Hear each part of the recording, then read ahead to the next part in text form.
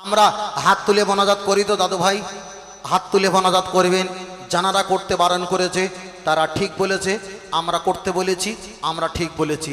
আগের কথা খেয়াল আছে, জিবি সিভিক পুলিশ উনি অ্যাক্সিডেন্টের খবর দিয়েছে, ওনারটা ভারী, আমি দেখে এসছি আমারটা হালকা, তাহলে আমি দেখে এসছি আর উনি আপাতত দাঁড়িয়ে আছে। হাত তুলে মোনাজাত করবেন, হাত তুলে মোনাজাত করার দলিল আছে। আখেরি জোহরে নামাজটা পড়বেন। আখেরি জোহরের নামাজটা হবে কি নামাজ? একদম গোদা বাংলায় বলছি, প্রতিদিন জোহরের নামাজ যেটা পড়ে থাকেন ওই জোহরের নামটা মডিফাই করে নাম দেওয়া হয়েছে আখেরি, মানে শেষ।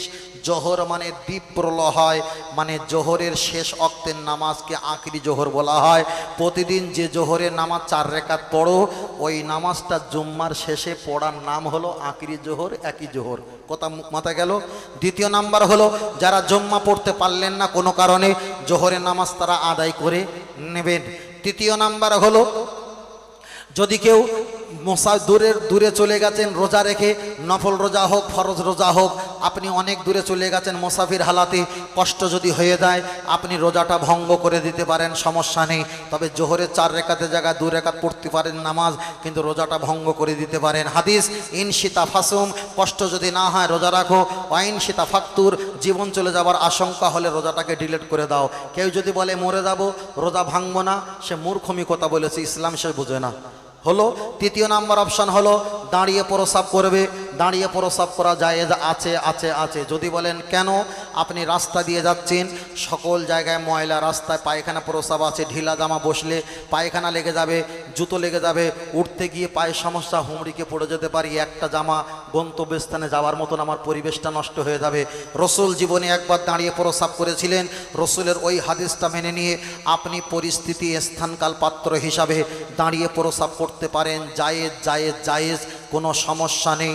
যারা প্লেন চেপেছেন তারা ভালো বলতে পারবে, প্লেনের টয়লেট টিস্যু ব্যবহার করতে হয় 4-5 রকম। আমি 18 থেকে 22 বার আপ ডাউন করেছি, আমি একটু হলেও জানি। সেখানে নরম পাতলা ভিজে মেয়েদের অনেক রকম টিস্যু আছে, আপনি ব্যবহার করবেন। ওখানে দাঁড়িয়ে প্রস্রাব করতে হয়, বসে প্রস্রাব করার সুব্যবস্থা নেই, তাহলে দাঁড়িয়ে প্রস্রাব করা জায়েজ, এতে কোনো সমস্যা নেই। চলেন চতুর্থ নাম্বার বলছি, মায়েদেরকে বলছি, পুরুষদের বলছে চতুর্থ নাম্বার, আপনারা হাত তালি মারবেন না। ডান হাতে লেখা আছে 1-এর পিঠে 18, বাম হাতে আছে 8-এর পিঠে 81, 81 আর 18 হলো 99। আল্লাহ পাকের গুণবালী নাম 99। তালি মারা শরিয়াতে হারাম হারাম। খুশি হলে আলহামদুলিল্লাহ বলো, বিপদে পড়লে ইন্না লিল্লাহি কিংবা লা ইলাহা ইল্লা আনতা সুবহানাকা, এই দোয়া পড়ো। তালি মারা যাবে না। যারা হরিকতি, আমলকি, বয়ডা, অর্জুন, কালমেঘ, রজনী, বিমান, তুলসী, শেখর, শান্তি, মুসাফি, দিলবার, রাকেশ খৈনি, রাজা খৈনি, রাজা খৈনি, চুটকি খৈনি, গোয়া খৈনি, কলকাতায় কোচা খৈনি, মেশিংয়ে যারা খায় ডলাডলি করে 3-4 ছাপ্পড় মারে। হানাফি মাযহাবের মাসলা হলো তামাক খাবে খাও, কিন্তু তালি মারা শরিয়াতে হারাম। কথা খেয়াল আসলো? চলেন 6 নাম্বার অপশান বলছি, আমার দিকে তাকান। 6 নাম্বার অপশান বলছি, যারা বিড়ি খাবেন, আমি হারাম বলছি না, হালাল বলছি না, তবে রাসূলুল্লাহর হাদিস বলেছে কুল্লু মুসকিরিন হারামন, সমস্ত নেশা দ্রব্য জিনিস হারাম। কোরআন বলেছে জেনে শুনে ইচ্ছা করে খারাপ জায়গায় পা দেওয়া কাবিরা গুনাহ। কোম্পানি লিখে দিয়েছে তামাক হলো ক্যান্সারের লক্ষণ, জেনে শুনে সেবন করা হলো কাবিরা গুনাহ। আপনি জেনে শুনে কাবিরা গুনাহ যখন করবেন, ফাকাদ হাবিতা আমালুহু, তোমার আমলগুলো, অহুয়া ফিল আখিরাতি, পরকালে মিনাল খাসিরিন, আল্লাহ ধ্বংস করে দেবে। তাহলে আপনি যখন মসজিদে যাবেন, কাঁচা পেঁয়াজ, কাঁচা রসুন, কাঁচা গাজর, মূলা এগুলো খাওয়া মাকরুব, কেরোসিন তেল ব্যবহার করা মাকরুব। বিড়ি খেয়ে কুল্লি করে দুর্গন্ধ যায়, এটাও মাকরুব। আপনি কুল্লি করলে দুর্গন্ধ যাবে না। যারা বিড়ি সিগারেট খায়, ওয়াশ করলে মাইকের ফোন দুর্গন্ধ, মোবাইলের কভার পর্যন্ত দুর্গন্ধ, যে বালিশে মাথা দেয় সেও দুর্গন্ধ, যে কাঁটা মুড়ি দেয় সেটাও দুর্গন্ধ, যে ঘরে শুয়ে থাকে সেটাও সুগন্ধ। নাকি ভুল বলছি? ওটাও দুর্গন্ধ। ও যে যেখানে বসে থাকে সেটাও দুর্গন্ধ, গা দুর্গন্ধ, জামা দুর্গন্ধ। হাদিস, রসুল বললেন আত্মহুর শাতরুল ইমান, যাদের সর্বক্ষমায় দুর্গন্ধ হয় তারা কখনো ইমানদার বলে দাবি করতে পারে না। এখন আমি বিড়ি খাওয়া হারাম বলিনি, হালালও বলিনি, চিন্তা ভাবনা বাড়িকে করো। আর বলবো নাকি ছোট একটা করে বললি জ্বালা পড়বে। অনেক মশলার কথা বলেছিলাম, কিন্তু আমার আইটেমটা ভঙ্গ করে ফেলেছে। চলেন আর একটু ছোট করে বলি, আমার দিকে তাকান। রসুল বলেছেন, আপনারা কি চাষ করেন বাবু? এখানে চাষবাস কি করেন? ধান, সবজি এগুলো হয়, তাই তো? ব্যাস, তাহলে ওই একটা মশলা বলে দেই, মশলাটা খুব ভারী। মশলাটা খুব ভারী, ছোট করে বলছি। যারা ধান চাষ করেন, সবজি চাষ করেন, ফলমূল যারা চাষ করেন, তাদের জন্য একটা হাদিস। রাসূল বলেছেন লা তাকুমুস সা, আল্লাহ কিয়ামত অতদিন পর্যন্ত দেবে না যতদিন না পর্যন্ত এক শ্রেণীর উম্মাত দলে দলে ঠাকুর দেবদেবীদের সাহায্য না নিয়ে বেঈমান যতদিন না হবে ততদিন আল্লাহ কিয়ামত দেবে না। দলিল, যারা আখ চাষ করেন কিংবা সবজি চাষ করেন, পাট চাষ করেন, সবজি কিংবা খ্যাত কিংবা বিচুলি ধান বীজ ফেলেন, কিংবা আপনারা ফুল চাষ করেন, আপনারা খ্যাত চাষ করেন, তিনটে চারটে খড়ে বিচুলি তড়পা বলেন না, মুড়িয়ে মুড়িয়ে ডান হাত বাম হাত, ডান পা বাম পা খড় গুলি একটা মাথা বানিয়েছেন, বড় একটা সাদা কিংবা লাল জামা পরিয়েছেন, পিছনে একটা বাঁশ দিয়ে উঁচু করে দিয়েছেন। পাখিগুলো, পক্ষীগুলো, বিড়ালগুলো, পটাশ শিয়াল দেখে মালিক দাঁড়িয়ে আছে, গেলে আকাশ ছোঁয়া চড় মারবে। রাসূল বলেছেন সেই জামানার আমার উম্মতেরা ঠাকুর বানাবে, ঠাকুরের সাহায্য নেবে, সাহায্য নিয়ে বেঈমান কাফের হয়ে জাহান্নামে যাবে। 3 কাটা 5 কাটা জমিতে আপনি দেখা যায় লাইট দিতে পারতেন, ঘেরা দিতে পারতেন, পক্ষী, ইঁদুর, আরশোলা, এই পক্ষীগুলো, কোটাশগুলো, শিয়ালগুলো থেকে বাঁচার জন্য আপনি নিজে হাতে দেবদেবী বানিয়েছেন, হাত পা বানিয়েছেন। আপনি সেখানে খাড়া করে দিয়ে আপনি বলবেন রিজিকের মালিক আল্লাহ, হায়াতের মালিক আল্লাহ, সব কিছু আল্লাহ। দেবদেবী ঠাকুর বানিয়ে অর্থ কামিয়েছেন বিসমিল্লাহ বলে খেলে। বসিরহাট হুজুর বলেছেন, দাদা হুজুর লিখেছেন, বসিরহাট হুজুর দাদা হুজুর বলেছেন, বসিরহাট হুজুর লিখেছেন, কেতাবটার নাম হলো কলেমাতুল কুফুর। ওই কেতাবে বলা হয়েছে ওই ব্যক্তিটা বেঈমান আর কাফের হয়ে যাবে। আপনি যদি মনে করেন হারাম জিনিস খেলে হুজুর বলেছে কাফের হবে, আমি বিসমিল্লাহ বলে খাবো না, শুধু খাবো, রসুল বলেছে বিসমিল্লাহ বলে না খেলে হারাম জিনিস এমনি খেলে 40 দিনের ইবাদত পিছনে মাইনাস হবে। 3টে লোকমা 4টে লঙ্কা, এক একটা লোকমা 40 দিন মাইনাস হবে। তাহলে 3 মাস 4 মাস খেলে 70-80 বছর ইবাদত সব মাইনাস হয়ে যাবে। ফের বলছি, আপনারা ঠাকুর দেবদেবী এগুলো নিয়ে সবজি, আখ, ফুল গাছ, এগুলো খ্যাতগুলো আপনারা কিছু করবেন না, শরিয়াতে হারাম। চলেন 6ম নাম্বার বলি। রাসূল বলেছে সেই জামানায় আমার উম্মতেরা দলে দলে দলে দলে ঠাকুর পুজো করে বেঈমান কাফের হয়ে যাবে দলে দলে। আপনার হুজুর ফিতে কাটতে পারে, আপনার হুজুর মাথায় টুপি রেখে তিলক নিতে পারে, আপনার হুজুর রাস্তায় গিয়ে নারকেল ভাঙতে পারে, আপনার হুজুর মোম জ্বালাতে পারে, আপনার হুজুর রামরমিতে থাকতে পারে। আমি ফতোয়া দিয়েছি হারাম, আপনি বলেছেন আমার হুজুর যা করেছে ঠিক করেছে। হুজুরের পিছনে 1 লক্ষ যদি বলে ঠিক, 1 লক্ষ সব কাফের। রাসূল বলেছে সেই জামানায় দলে দলে কাফের হবে, এটা হলো সেই জামানার লক্ষণ। কথা ঠিক না বেঠিক? বুঝেন না? আমি চাইলে ফের বলেছি, একটা বিষয়ে চাইলে 2 ঘন্টা ওয়াজ করতে পারতাম। অনেক কথা বলেছি, আমি কোনো রাজনৈতিকের কথা বলিনি, কখনো বলবো না। তবে এটা বলতে পারি, আপনার ভাগনা যদি অন্যায় করে, মামা দেখার আমার সময় নেই, কোল থেকে টেনে এনে আদায় করে নেব। কথা বুঝতে পেরেছেন? তখন পাটি মাটি লাঠি বাটি ওসব ঘোড়ার ডিম চেনার আমার সময় নেই। আমার সময় হলো ঈমান বাঁচাতে হবে। কথা বোঝাতে পেরেছি? মাথায় রাখবেন। ফের একটা কথা বলছি, অনেকে বলেছে লক্ষ্মীর ভাণ্ডার টাকা নেওয়া যাবে না। মূর্খ, ভুল বলেছে। টাকা নিতে পারো, তারা যে নাম দেয় দেখ। আপনাদের এই জায়গাটা হয়তো রামপাড়া, যদি লেখা থাকে রামপাড়া জামে মসজিদে নামাজ হবে না? হবে। একটা লেখা আছে ভগবানপুর, মুর্শিদাবাদে আছে তো ভগবানপুর, লেখা আছে ভগবানপুর মার্কেটে বড় শাহী মসজিদ, তাহলে মসজিদে ভগবান লেখা আছে, নামাজ হবে না? হবে। ওটা হলো জায়গার কেন্দ্রবিন্দু নাম দিয়ে লোকেশন মারা। তাদের দেবদেবীর নামে তারা নাম দিয়েছে, দেয় দেখে আমার 14 গোষ্ঠী যায় আসেন, আমার দরকার শুধু পয়সার। কথা বুঝে আসছে? কারণ আমাদের অর্থ আমাদের দরকার, তুই কি নাম দিবি দে, আমার যায় আসে না। কথা বোঝাতে পারলাম? অনেক কথা বলেছি। আবার যদি প্রয়োজন হয় আমার পার্সোনাল চ্যানেল আছে বি কলকাতা ইউটিউব চ্যানেল, একটু সাবস্ক্রাইব করবেন। আর সঙ্গে থাকে BTH মিডিয়া, সঙ্গে থাকে হক ফুরফুরা, হানাফি মজাহাব, আহলে সুন্নাত আল জামাত, সুন্নি আকিদা, ফুরফুরাফি দাদাপির বসিরহাট আল্লামা রহমাতুল্লাহ আলাইহির মতের উপরে দাঁড়িয়ে আমরা বক্তব্য দেই। ছেলেরা এতগুলো ফুল দিয়েছে, কেউ হয়তো বলবে এগুলো দেওয়ার দরকার ছিল কি? কোরআন বলেছে খুজু জিনাতাকুম ইনদা কুল্লি মাসজিদিন, যেখানে তোমরা ইবাদত করবে সেখানে পরিষ্কার পরিচ্ছন্নতা হও।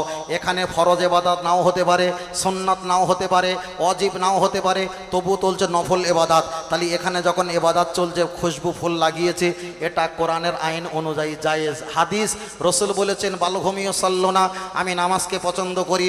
আন্নাল মার আতা, আমি নারীজাতকে পছন্দ করি। তৃতীয় নাম্বার ফুলের খুশবুকে পছন্দ করি। তাহলে ফুলের খুশবু তৃতীয় নাম্বার পেয়েছি, এটা জায়েজ। চতুর্থ নাম্বার, রসুল যখন মেরাজ থেকে নিচে আসছিল, আইদিয়াকুম, হাত দিয়ে পাসিনা ঘাম যখন ফিল আরদা, মাটিতে ফেলে দিয়েছিল, আল্লাহ গোলাপ ফুলকে সর্বপ্রথম আবিষ্কার করেছিল। তাহলে নিশ্চয়ই এটা আমার অখলাকা কুল্লা শাইইম মিন নূর, আমার রসুল পাকের নূরের সৃষ্টি হয়েছেন। আর একটু জোরে বলেন সুবহানাল্লাহ। ক্বালান নবী সাল্লাল্লাহু আলাইহি ওয়াসাল্লাম, নবী আমার হাদিস শরীফে জানিয়ে দিলেন, ও আমার সাহাবীরা জেনে রেখে দাও, তামাম পৃথিবীর জমিনে আমি মুহাম্মদ সাল্লাল্লাহু আলাইহি তোমাদের লিডার। আনা বুইস্তু মুআল্লিমান আও কামা ক্বালা আলাইহি সালাম, আমি মুহাম্মদ সাল্লাল্লাহু আলাইহি তোমাদের লিডার, আমি মুহাম্মদ সাল্লাল্লাহু আলাইহি তোমাদের শিক্ষক, তোমাদের শিক্ষক।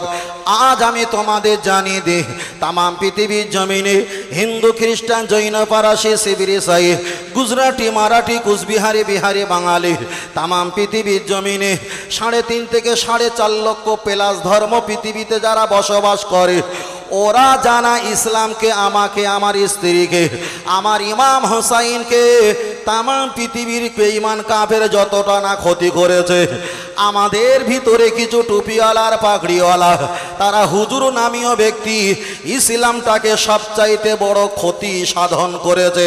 চলেন আমি আপনার কাছে বোঝাতে চাই, আল্লাহর নবী সাহাবা হযরতে ওমরে ফারুক রাদিয়াল্লাহু তাআলা মসজিদে নববীতে ইমামতি জায়গায় ইলা শামাতি উদুনাইহি, উনি যখন ইমাম হয়ে নামাজ পড়াচ্ছিলেন, এই রকম টুপিওয়ালা আর দাড়িওয়ালা তিনিও তানার পিছনে নামাজ পড়েছে।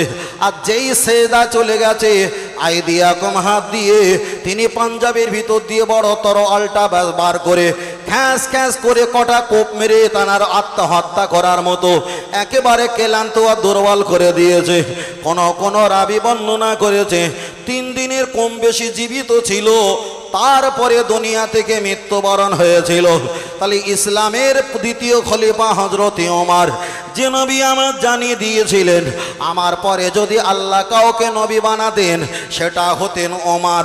ওমর ছাড়া আমার পরে আর কেউ নবী হতো না, কিন্তু নবীদের দরজা শেষ। তাহলে ওমরের মর্যাদা যদি এত হয়ে থাকে, নবী আমার দোয়া করলেন, আল্লাহ হয় ওমরকে না আবু জাহেলকে আমার দলে দাও, ইসলাম যাতে জয় জয়কার করতে পারে। আমার আল্লাহ ওমর হুজুরকে কবুল করে আল্লাহর নবী রাস্তায় দাঁড় করিয়ে দিয়েছেন। যে ওমরকে দেখে শয়তান পালিয়ে যেত, যে ওমরকে দেখে দেখা যায় বাঘও অন্য জায়গায় চলে যেত, যে ওমরকে দেখে ওই জামানার মানুষেরা ছোট ছোট বাচ্চাকে ওমরের নাম করে ভয় দেখিয়ে ঘুম পাড়াতো, সেই ওমর যখন নামাজে চলে গেছে, ওমরের সুরাত ধরে ওমর ফারুককে মারাটাই সহজ হয়েছে না কঠিন হয়েছে?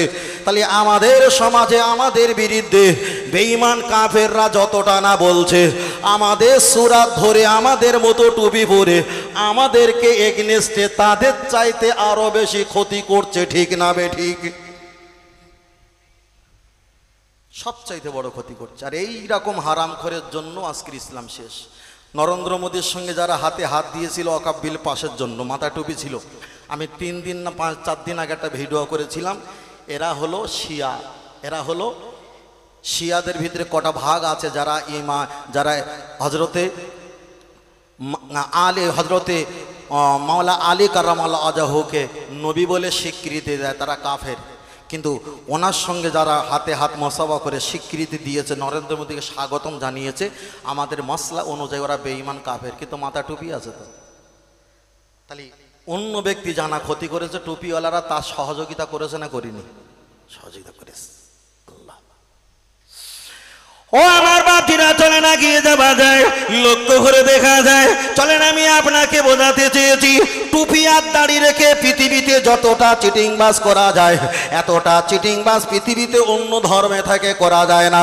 আমি তার একটা আপনার উদাহরণ বলে, আল্লাহ নবী বাদশাহ নুরুদ্দিনকে স্বপ্ন দেখিয়েছিলেন।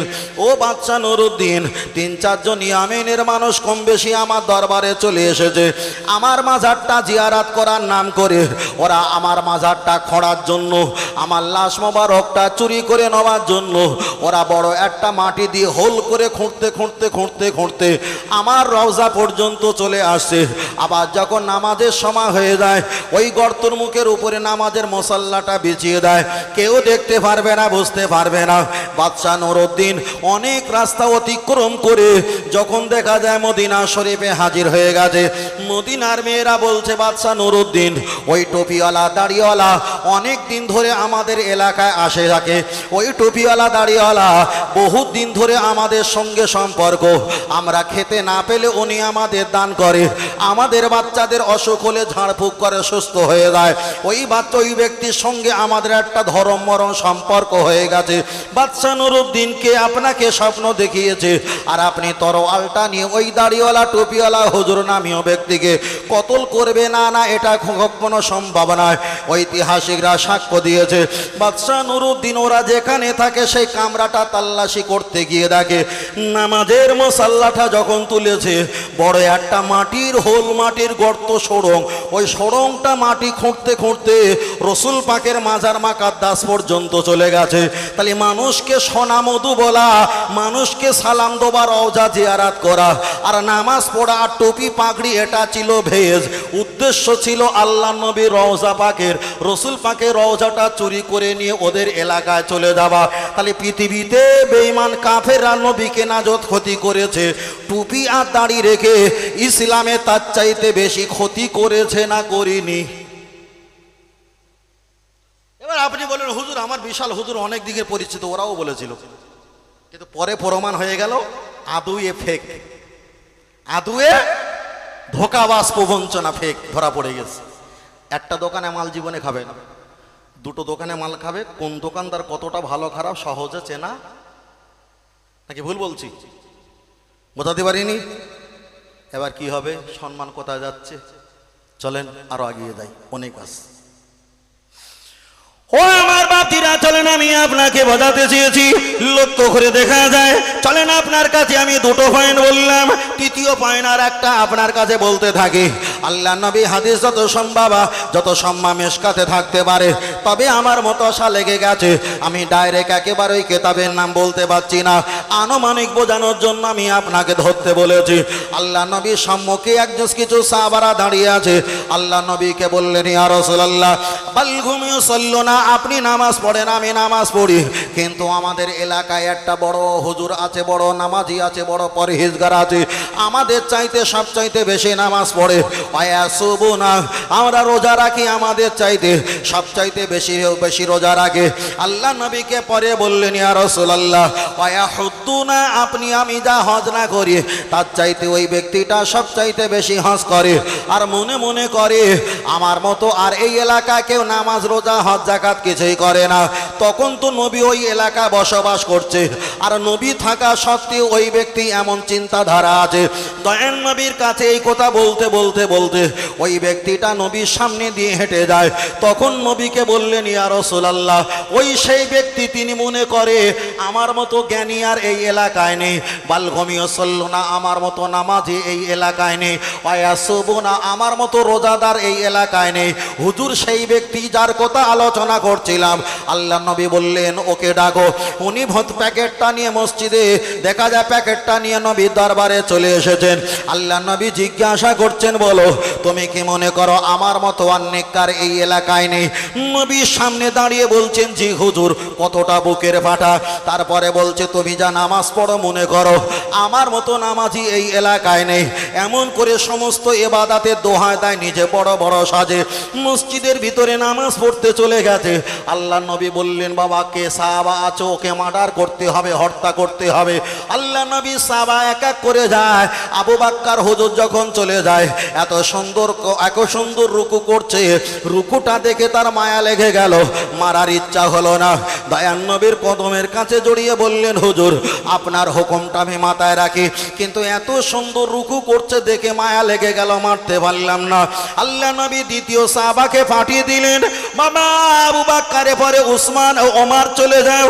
ওমর রাদিয়াল্লাহু তাআলা আনহু তিনি চলে গেলেন। তিনি এত সুন্দর আল্লাহর কোরআন তেলাওয়াত করছে, ওমর ফারুক তিনি শুনে মুগ্ধ হয়ে গেছে, কি করে নবী এখানাকে মারতে বলেছে। আবার নবীর কাছে এসে বললেন, হুজুর আপনার হুকুম হুকুম আমার মাথায় রাখি, কিন্তু কোরআন তেলাওয়াত এত সুন্দর করছে, এত জ্ঞানী, মারা আমার পক্ষে সম্ভব হয়নি, আপনি আমাকে ক্ষমা করে দাও। এমন করে অনেক সাহাবী গেল। অবশেষে হযরত আলী হুজুর যখন গেছে, ওই মুনাফিক নামাজি ওখান থেকে তিনি ছোপাটান দিয়ে পালিয়ে গেছে।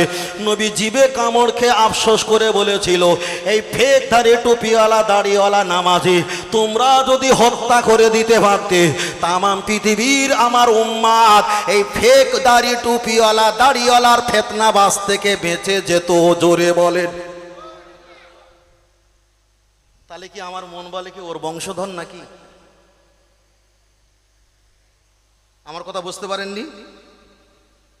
বংশধর নেই, কোনো পরিচয় নেই, কোনো আত্মীয়তা নেই, কোনো সম্পর্ক নেই, কোনো 3 সেকেন্ড কথা, গুপ করে অ্যাটম বোম, এ কি শোভনীয়? আল্লাহ আল্লাহ আল্লাহ। ও আমার বাচ্চারা, চলে না গিয়ে যাওয়া যাক। লক্ষ্য করে দেখা যায় আমি আপনার কাছে আর একটা 4 নাম্বার বলেছি, দেখা যায় 5 নাম্বার বলেছি, এবার 6 নাম্বারে আর একটা আসান বলি। দেখা যায় হযরতে হাসান বাসারী রহমাতুল্লাহ আলাইহি, না না ওনার কথা বলছি না, বাইজিদ বাস্তামি রহমাতুল্লাহ আলাইহি, তিনি একজন বড় ওলি, বাড়ি একজন আল্লাহর ওলি, তিনি মায়ের দোয়া আল্লাহ তাকে ওলি বানিয়েছে। বাইজিদ বাস্তামি রহমাতুল্লাহ আলাইহিকে একজন ভক্ত এসে, মুরিদরা এসে বললেন, ও আমাদের শায়েখ বাইজিদ বাস্তামি রহমাতুল্লাহ, আমাদের এলাকায় একটা ইমাম এসেছে, আমাদের এলাকায় একটা হুজুর এসেছে, আমাদের এলাকায় একটা পীর এসেছে, চলেন আমরা তার সঙ্গে তো সাক্ষাৎ করে আসি। ওনার সাবারে অমৃতে এসেছে। বাইজিদ বাস্তামি রহমাতুল্লাহ আলাইহি ওনাদের সঙ্গে করে নিয়ে মুরিদদের সাথে ওই পীরকে মোসাবা করার জন্য, পীর এনার দলের শ্রোতারা ভক্তরা সকলে তানা দরবারে চলে যাচ্ছে। কিছুদিন যেতে যেতে দেখে বাইজিদ বাস্তামি যে পীরের সঙ্গে দেখা করতে যাচ্ছে ভক্তদের অনুরোধে, সেই পীর সাহেবের কাছাকাছি পৌঁছে গেছে। আর ওই পীর সাহেব এক খাবলা থুতু গালে এসেছিল, যেমন আমরা থুতু ফেলি, ওই থুতুটা আল্লাহর কাবার দিকে, এক কথায় পশ্চিম দিকে নিক্ষেপ করেছে। বাইজিদ বাস্তামি ওখান থেকে ইউটার্ন নিল, টার্নিং নিল। ভক্তরা জিজ্ঞাসা করলেন, হুজুর এতটা রাস্তায় চলে এসেছো, আপনি কেন আর 2 পা যেতে পারবেন না? বাইজিদ বাস্তামি বলেছিল, বড় হুজুর হতে পারে, আলেম হতে পারে, যিনি আল্লাহর কাবা সম্মান করে না, আমি বাইজিদ বাস্তামি তার সম্মান করতে পারি না। তাহলে এতক্ষণ ধরে আমি অন্য বক্তব্য করতাম, আপনাদের সামনে যখন ভিডিওর নিয়ে অপমান অসম্মান করেছে, আমিও বাইজিদ বাস্তামির মতো তাকেও সম্মান করতে। আল্লাহ আল্লাহ। হয়তো আমার বক্তব্য সম্পর্কে আপনার কাণ্ড জ্ঞান নেই, আমি যে কি জিনিস আপনি হয়তো বোঝেন না, জানেন না। চাইলে যে কোনো তুচ্ছ বিষয়ে 2 ঘন্টা কোরআন হাদিস করতে পারি, এটা আল্লাহ শুকরিয়া। আমি চাইলে যে কোনো তুচ্ছ বিষয় নিয়ে 2 ঘন্টা ওয়াজ করতে পারি। ভাবতে হয়, 1000 বার ভাবতে হয়, বুঝলেন, 1000 বার ভাবতে হয়। ট্রেনের বগি 90 কামরা হতে পারে, কিন্তু ট্রেনের বগিতে এসি, ড্রাইভার চালাচ্ছে না, লোকাল যে ট্রেন, এসি আছে নেই। 90 কামরা হতে পারে, কিন্তু এসির হাওয়ার খাবার যোগ্যতা ওই ড্রাইভারের নেই। আমাদের কামরা হলো একটা, পুরোটাই এসি। চলেন আগিয়ে যাই। 6 নম্বরে আমি আপনার কাছে একটা অপশন তুলে ধরলাম, চলেন আপনার কাছে এবার 7 নম্বরে অপশন তুলে ধরি। লক্ষ্য করে দেখা যায়, চলেন আপনার কাছে একটা বার আগিয়ে যাওয়া যাক। আল্লাহ, এবার আপনারা হয়তো বলবেন, হুজুর হুজুর আপনার মুখের ভাষা ভালো না, হুজুর আপনার কথাবার্তা ভালো না। তাহলে চলেন আর একটা কেতাবের নাম বলি। কেতাবটার নাম হলো আতাবুল মাসাজিদ। হাদিসটা আবু হুরায়রা থেকে বর্ণিত। আল্লাহর নবী এক সময় ছোটবেলা রাস্তা দিয়ে যাচ্ছেন, একজন জিজ্ঞাসা করল, মা হাজা, ওটাকে আসছে। তখন ইহুদি মহিলারা বলেছিল, ওটা তো আব্দুল্লাহ ছেলে মোহাম্মদ, খুব ভালো, ওর বাপ ভালো, আব্দুল্লাহ কত ভালো, ওনার দাদু ভালো, আব্দুল মুত্তালিব কত ভালো, আর মোহাম্মদ বাচ্চা কত ভালো, ওদের বংশ, ওদের খানদান, ওদের পরিবেশটা ভালো। কিন্তু এই মোহাম্মদ সাল্লাল্লাহু আলাইহি ওয়াসাল্লামের বয়স তখন দেখা যায় 13 কিংবা 14 বছর বয়স। ঠিক 21 বছর পর আল্লাহর নবী যখন ওই রাস্তা দিয়ে যাচ্ছিল, ওই বংশ ওই পাড়ায় জিজ্ঞাসা করেছে, ওই ব্যক্তিটা কে যাচ্ছে, বলল ওর বাপ খারাপ, ওর মা খারাপ, ওর রক্ত খারাপ। তাহলে আগে যখন যাচ্ছিল তখন ছিল ভালো, পরে যখন ইসলামের দাওয়াত দিচ্ছে তখন বাপ আর মা রক্ত খারাপ হয়ে গেছে। তাহলে এতক্ষণ আমরা আলেম সমাজ ভালো, আর যখন আমি ইন্টারনেটে ইউটিউবে ভিডিও দিয়েছি তখন আমরা মূর্খ আর জাহেল সব খারাপ হয়ে গেছি। তাহলে এ চরিত্র তো ইহুদি চরিত্র সঙ্গে মিল আছে না নাই?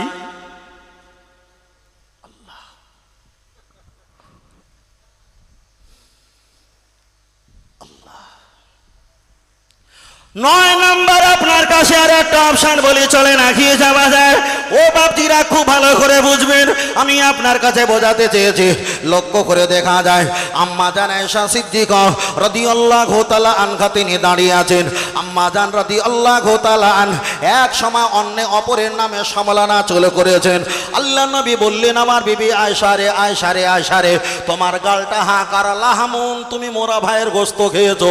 আল্লাহ নবী মুহাম্মদ সাল্লাল্লাহু আলাইহি ওয়াসাল্লাম হা করতে বললেন, আর নাকটা নিয়ে গিয়ে বললেন দুর্গন্ধ দুর্গন্ধ বার হয়। তাহলে তুমি একটা ভাইয়ের সম্পর্কে না জেনে শুনে, তুমি হলো উম্মাহাতুল মুমিনিন ইমানদারদের মা, না জেনে শুনে তুমি যখন মুখ সরিয়েছো, তোমার মুখটা ভাইয়ের কাঁচা মাংস মোরা মাংস খেলে যেমন দুর্গন্ধ হয়, তেমন আমি মুহাম্মদ সাল্লাল্লাহু আলাইহি ওয়াসাল্লাম দেখছি তোমার মুখ থেকে দুর্গন্ধ হয়। তাহলে আমার কাকে সম্পর্কে না জেনে বুঝে যারা ইট পাটকেল ছুঁড়ে জবান থেকে কথাটা খসিয়েছে, রসুলের হাদিসের অনুযায়ী তাদের গালটা তো সুগন্ধ না দুর্গন্ধ? দুর্গন্ধ।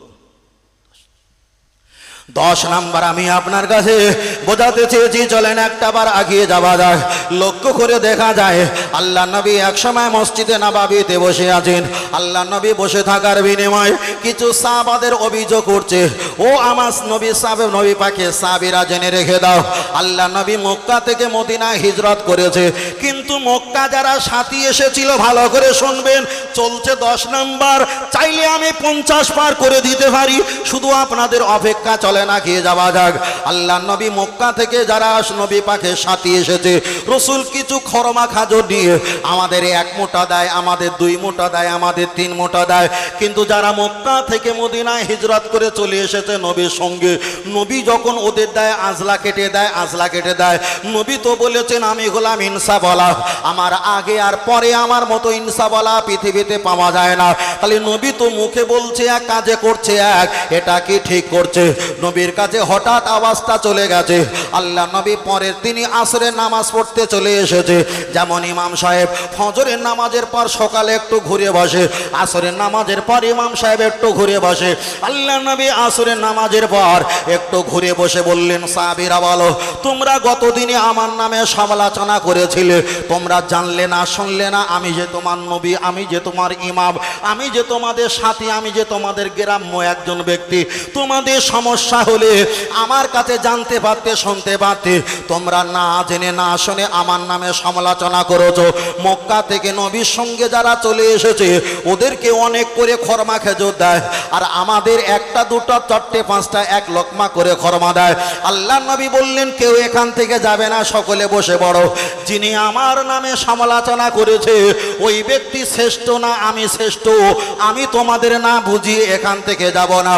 আল্লাহ নবী বললেন, মক্কা থেকে যেসব আমার সাথীরা ইসলামের জন্য আমার সঙ্গে ছুটে ছুটে চলে এসেছে, মক্কা আর মদিনা 450 কিলোমিটার রাস্তা, 460 কিলোমিটার ছিল, এখন টার্নিংগুলো ইউটার্নগুলো সোজা করে দিয়ে 10 কিলোমিটার 30 কিলোমিটার কমেছে।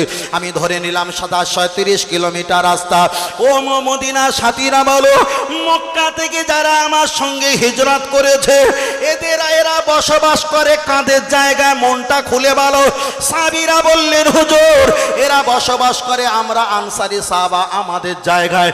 এরা যে ব্যবসা করে খাজর দিয়ে, এই খাজর গাছগুলো কাদের? চিৎকার দিয়ে বলো, হুজুর এটা আমাদের জায়গা, আমরা ওদের দিয়েছি ওই খাজরগুলো, ওরা ব্যবসা করে, ওটা আমাদের গাছ।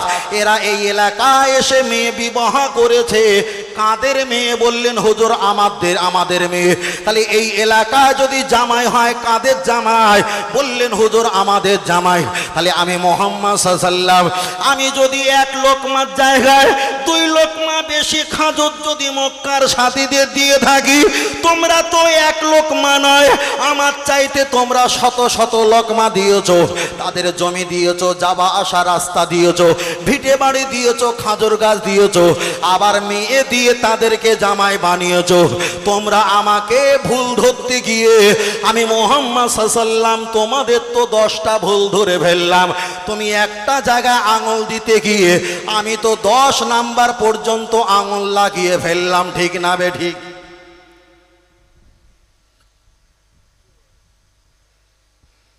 তাহলে রসুলে ভুল ধরেছিল কয়টা? তাহলে সাহাবার ভিতরে কি একটু নেই, একা বেকা নেই?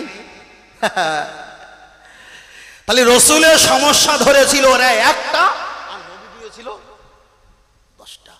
এখন আমাদের ধরেছে কয়টা? একটা। আমরা ধরছি কয় নাম্বার পর্যন্ত আছে? 10 নম্বরে চলছে 10টা। তাহলে মিল আছে না নাই? আছে তো। আর একটু বাড়িয়ে দেই। কষ্ট হচ্ছে নাকি? কষ্ট হবে না বাবা, কষ্ট হবে না। সলপিনে রং মারলে পেট্রোল লাগে, আর সলপিনে রং না মারলে সাদা তেল লাগে। চলেন এগিয়ে যাই। একটু রং আসল আর নকল এটা ছেঁকে নেই, জীবনের মতো পরিষ্কার হয়ে যাবে। আর এমন যারা গাদ্দারি করবে তাদেরও উচিত শিক্ষা হবে। চলেন, কষ্ট হলে ক্ষমা করবেন। কষ্ট পাচ্ছেন নাকি পিছনে ভাই? শিখে রাখেন। চলে ও আমার বাতির, আমি আপনাকে বোঝাতে চেয়েছি, লক্ষ্য করে দেখা যায়। চলেন আপনার কাছে আর একটা বার রাখিয়ে যাওয়া যাক। তবে ভালো কাজ করতে হবে, এটা হলো ভালো কাজ। আপনার ছেলে রাস্তা দিয়ে যাচ্ছিল, ছোট বাচ্চা, আর কাছে ছিল মোবাইল। আমি রাস্তা দিয়ে হেঁটে হেঁটে হেঁটে আসছিলাম, আর আপনার বাচ্চার হাতে মোবাইল ছিল। মোবাইলটা যখন আপনার ছেলে খেলা করে, পাবজি ফ্রি ফায়ার খেলা করে, আর খেলতে খেলতে পুকুরের ধার দিয়ে যাচ্ছিল, ছোট বাচ্চা সাঁতার জানে না। আমি আপনি হলেন তানার বাপ, তানার গার্জিয়ান, আপনার কাছে এসে বলছি আপনার ছেলে খেলা করছে, পুকুরে ডুবে পড়ে মারা যেতে পারে। এটা তো বিপদ, তবে এই বিপদটা খারাপ নয়। এই বিপদটা হলো বাচ্চার কল্যাণের স্বার্থে, বাচ্চার জীবন বাঁচানোর স্বার্থে। তাহলে একটা বাচ্চা যদি রাস্তা দিয়ে মোবাইলে খেলা করতে করতে যায়, অ্যাক্সিডেন্ট হতে পারে, পুকুরে পড়ে যেতে পারে, ক্ষতি হয়ে যেতে পারে, চুরি হয়ে যেতে পারে। তার জন্য বিপদ করে বাপের কানে আওয়াজ তুলে দাও, তোমার বাচ্চা রাস্তা দিয়ে যাচ্ছিল।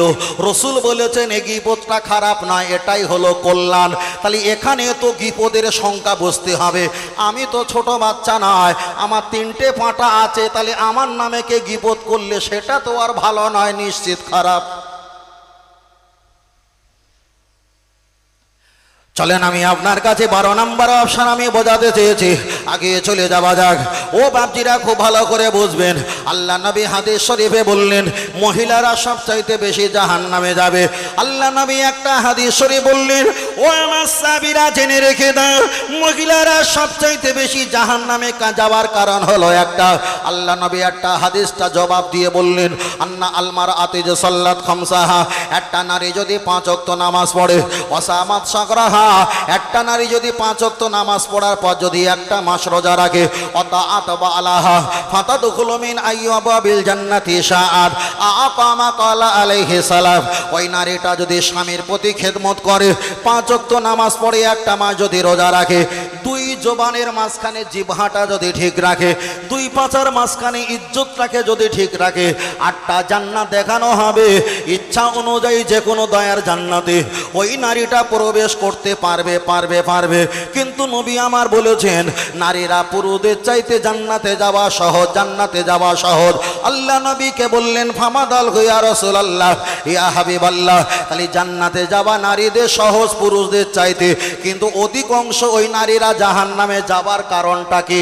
তখন হুজুর জবাব দিয়ে বলল, ওরা শোনে যদি 1 আনা, ওরা ভাবে যদি 1 আনা, ওরা গল্প দেয় 16 আনা, এই গীবত করার কারণে ওরাই যাবে জাহান্নামে। তাহলে হুজুর অনুভব করেছে 1 আনা, আর গল্প দিয়েছে 16 আনা। এখন হুজুরের উপায় কি হবে? চলেন আমি আপনার কাছে 13 নম্বর অপশন বলতে চেয়েছি। আপনাকে খারাপ মনে করছেন নাকি?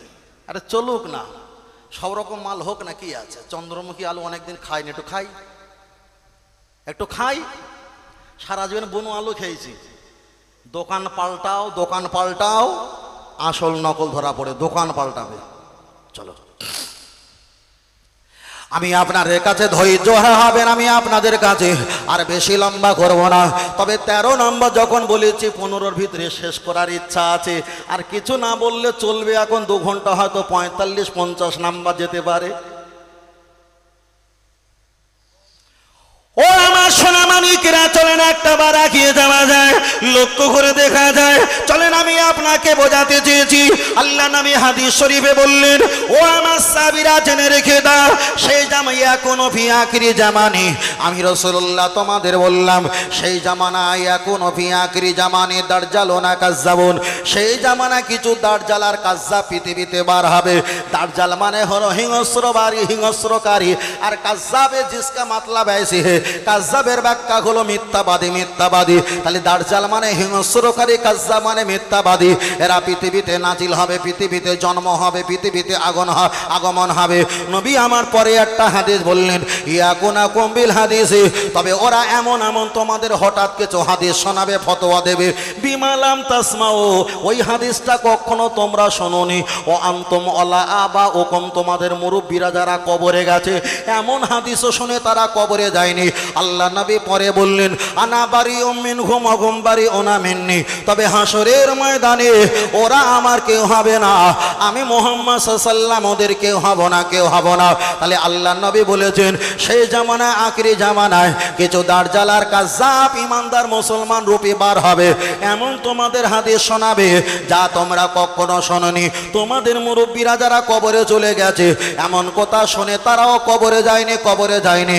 আনা বারিউম মিনহুম ওয়া হুম বারিউনা মিন্নি, কামা ক্বালা আলাইহিস সালাম। তবে হাসরের মাঠে ওরা আমার কেউ হবে না, আমি রাসূল ওদের কেউ হব না, কেউ হব না, কেউ হব না। তাই আমি আপনাকে বলতে চেয়েছি, লক্ষ্য করে দেখা যায়, আপনি যদি বলেন হুজুর, আপনি যদি বলেন হুজুর আমি কাবা শরীফ দেখবো, আপনাদের এলাকায় একজন আলেমকে খুঁজে পাওয়া যাবে না, আমি হজ করতে যাব, হজের নিয়ম কারণ আমাকে দেখিয়ে দাও, আমাকে দেখিয়ে দাও। চাইলে তাকে টাকা দিয়ে নিয়ে আসতে হবে, আর প্রতিনিয়ত আসা তার জন্য অকল্যাণ হয়ে যাবে। তাহলে আপনাকে তো ইন্টারনেটে ভিডিও দেখতে হবে, কেমন করে তোয়াফ করতে হয়, কেমন করে সাহি করতে হয়, কেমন করে কুরবানি করতে হয়, কেমন করে পাথর মারতে হয়, চুম্বন করতে হয়, কেমন করে কাবার গেলাপ ধরে দোয়া করতে হয়, 7 বার ঘুরতে গেলে কি কি দোয়া পড়তে হয়, আপনাকে তো দেখা যায় এগুলো ইন্টারনেটে দেখতে হবে।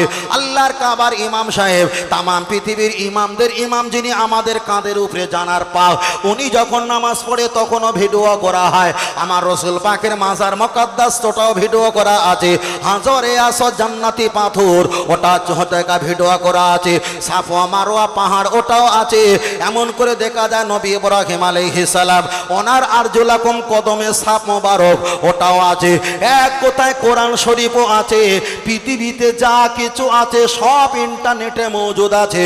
তার কারণ বেঈমান কাফেররা ওরা ইন্টারনেটে আমাকে গালাগালি দেবে, ও দ্বারা তারা অকাপ ভোট পাস করে নিয়ে তাদের মতো তারা আনন্দ করবে, আর আমি বাড়ি বসে বসে স্ত্রীর সঙ্গে কথা বললে শুনতে পাবে না, তাদের কাছে পৌঁছাবে না। তাহলে তারা যে মাধ্যম ব্যবহার করেছে, আমাকেও সেই মাধ্যম ব্যবহার করে জবাব দিতে হবে। আমি যদি আপনাকে গালি দেই, আর আপনি যদি আমার ঠিকানা নিয়ে পিয়নের দ্বারা যদি গালি দাও, এটা তো হাসি ছাড়া আর অন্য কিছুই নয়। তাহলে আপনি যেমন আমাকে মোবাইল